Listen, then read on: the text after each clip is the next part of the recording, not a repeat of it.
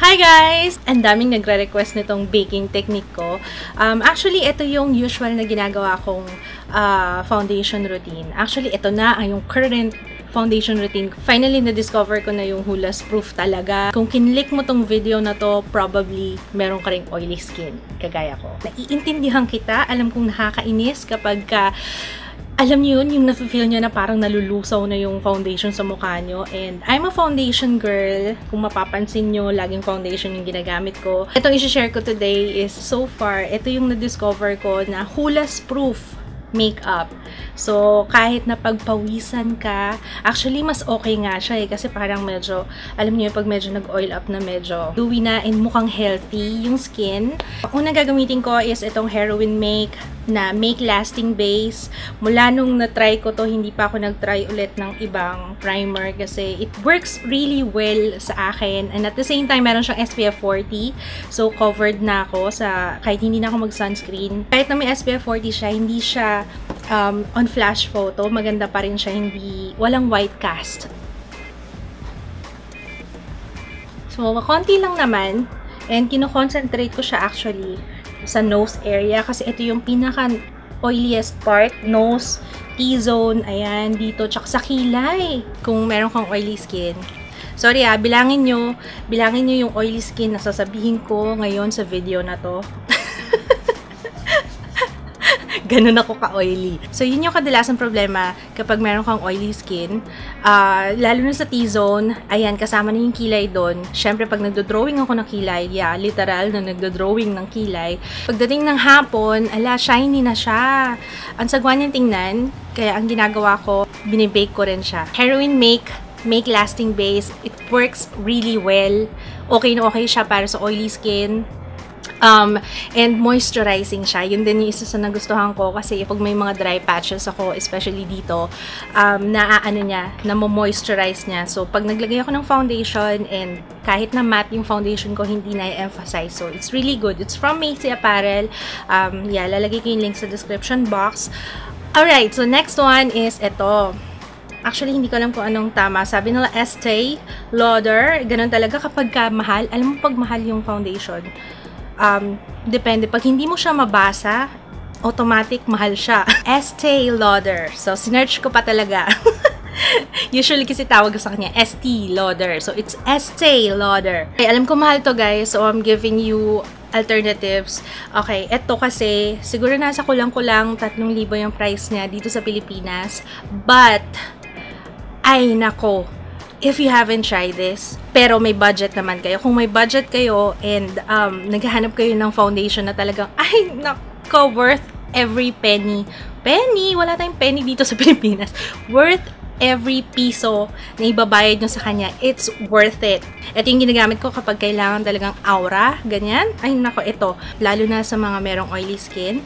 Ayan. Kung nag-iisip kayong mag-invest sa magandang foundation, ito na. Estee Lauder na lang. Siyempre, magbibigay ako ng alternative. Alam kong hindi makatao sa karamihan yung presyo ng Estee Lauder. Estee Lauder. God damn it. L'Oreal Infallible Pro Matte na foundation. It works just as well. Okay rin siya.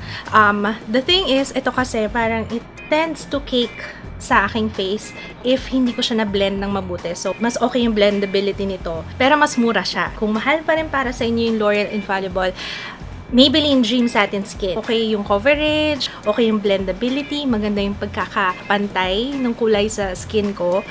By the way, ang shade ko dito is B2. Ito naman, Natural Buff. Ang problema ko lang dito is, ang bilis mag-oil up ng face ko dito sa Maybelline Dream Satin Skin. Actually, itong baking ko, it works really well kahit na anong base nyo. Okay siya sa BB cream, okay siya sa cushion.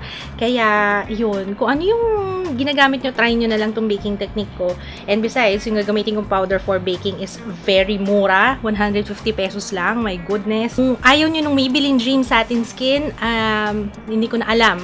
Wala na akong masuggest. Basta yun yung nag-work sa akin. Mag-start na tayo. Ang dami ko nang daldal. Pwede nyo siyang i-apply using brush. Okay sa akin yun. Okay rin yung sponge. Pero ang difference with sponge and brush for me, pag brush kasi, parang mas mahirap siyang i-blend. And mas mukha siyang makapal. So, hindi siya mukhang natural looking. Pero, mas maganda yung coverage pag yung brush. But, if you want something na yung makakahinga pa yung skin nyo and mukhang natural lang, pero parang parang naglalaban yung sasabihin ko, mukhang natural lang pero maganda yung coverage. What I mean is yung manipis lang, yon. Kung gusto niyo ng mukhang manipis lang yung pagkaka-apply ng foundation, I'd go for a sponge. Okay? Pero pag ang habol nyo is yung coverage talaga, brush. Yun nga lang, it takes time kasi pag brush kasi kailangan talagang na-blend mo ng mabuti yung foundation. So, yung ginagawa ko, ginaganyan ko lang. Ewan ko ba, siguro kasi tamad ako. So, yung isang side lang muna ipapakita ko para, kasi ang dami na nagre-request sa akin ng reviewing ko daw yung Estee Lauder. So guys, ayan, ngayon alam nyo na it's really good sa akin ha. Worth every piso talaga ng pinambilin nyo sa kanya kasi tingnan nyo naman, maganda yung coverage niya. And it blends really well. As in. I-pat-pat nyo lang yung sponge. Na i-compare natin siya dun sa kabilang side ng face ko later on. And yes, naglalagay din ako ng foundation sa aking kilay. Binibake ko rin kasi yung aking kilay. In comparison, makikita nyo ito yung side na may foundation na. Ito yung side na wala pa. See, ayan yung sinasabi ko sa inyo na maganda yung coverage niya, pero mukha lang siyang natural. Alam niyo yun? Para siyang skin nyo lang din, but better. Isa ring napansin ko, pag sponge yung ginagamit ko, nalalesen yung pagbububo sa mga gilid-gilid, lalo na sa gilid ng nose. Okay, so i-apply ko na siya on the rest of my face.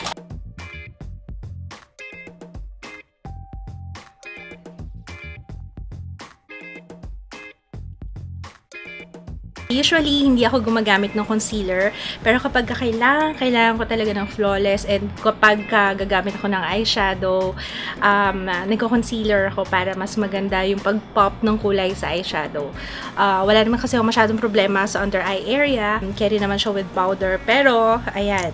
Ang isa-suggest ko na concealer na okay sa akin, na hindi nag-cake and manipis lang, Mary Kay Perfecting Concealer. So, bago na yung lalagyan nila, ayan, meron ng applicator. Ilalagay ko lang siya under eye area, ganire. Ang shade ko pala dito is light beige. Sa mga kailangan ko i-conceal na pimple marks. And here, sa nose. And then dito. Konti lang. Sponge yung pang-blend ko kasi mas pinapanipis pa niya yung concealer.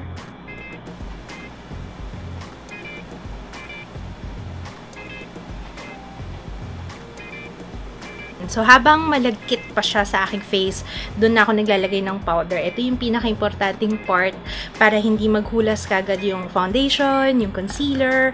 I'm using for baking, sobrang the best of for me, Nichido Final Powder in Creamy Glow. Hindi ko pa natatry yung baby powder. Yung iba kasi, yun yata yung ginagamit. Maganda rin daw yung pagkakabake. Pero sa akin, ito yung ginagamit ko and it works really well. Hindi ko nga alam bakit lately ko lang din siya na-discover. As in, siguro mga 2 buwan pa lang. So, ayan. Oh, by the way, yung sponge na ginagamit ko, this is from Divisoria, 698 Mall. 40 pesos para sa 4 na piraso. And okay naman siya. Tingnan nyo. Ano to ha? Dry. Alagay ko siya dito sa under eye area. So, actually, nilalagay ko siya all over my face. I don't really care.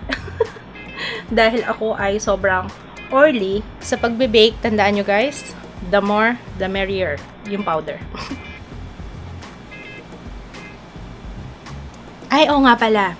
Kung ang damit nyo ay black, much better kung hindi nyo muna susuotin yung damit nyo after nyo na lang mag-makeup dahil, nako, magiging problema nyo ang pagpapagpag. Kahit i-skip nyo na yung neck kasi hindi naman ganun ka-oily yung neck. But, ako nilalagyan ko pa rin. So, yan. Usually, after ko mag-powder, doon ako mag-a-apply ng kilay ko, mag-eyeshadow, kung mag-eyeshadow ako, mascara. And then, hayaan nyo lang siya.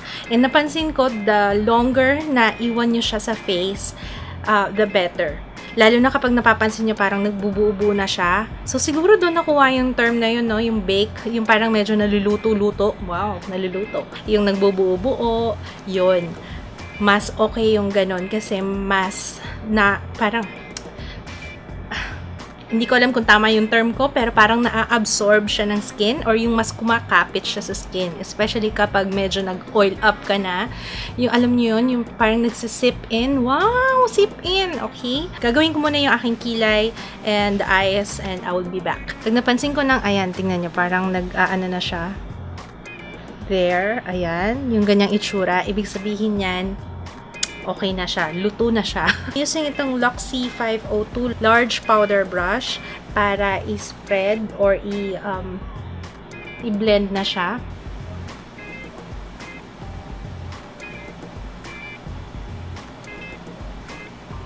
Ayan. And then, saka ko na ngayon i-apply yung contour, blush. Tatapusin ko muna yung the rest of my face and I will be back.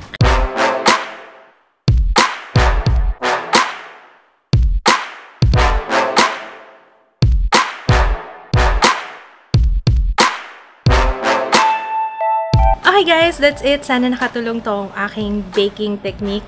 Ito yung nag-work sa akin guys. So if naghahanap kayo ng best way para hindi maghulas yung inyong foundation, if you have oily skin, this is it. Sana nakatulong guys. If ever na-try nyo siya, feel free to comment down below and share your experience kung okay ba sa inyo. Kasi gusto ko rin na mamalaman kung nakatulong ba itong video ko. Abangan nyo guys yung aking updated kilay routine kasi alam ko marami rin nagre-request nun. It will be coming soon. Okay? And thank you so much for watching. Don't forget to thumbs up this video kung na-enjoy nyo and subscribe kayo guys para ma-update kayo sa mga bago kong videos. Maraming salamat. See you again on my next video. Bye! Hi guys! Today, let's do 500 peso makeup challenge. Grabe, mga 48 years na yatang nandito sa akin to. Yung my dollar store na hinol ko before. I'm really sorry.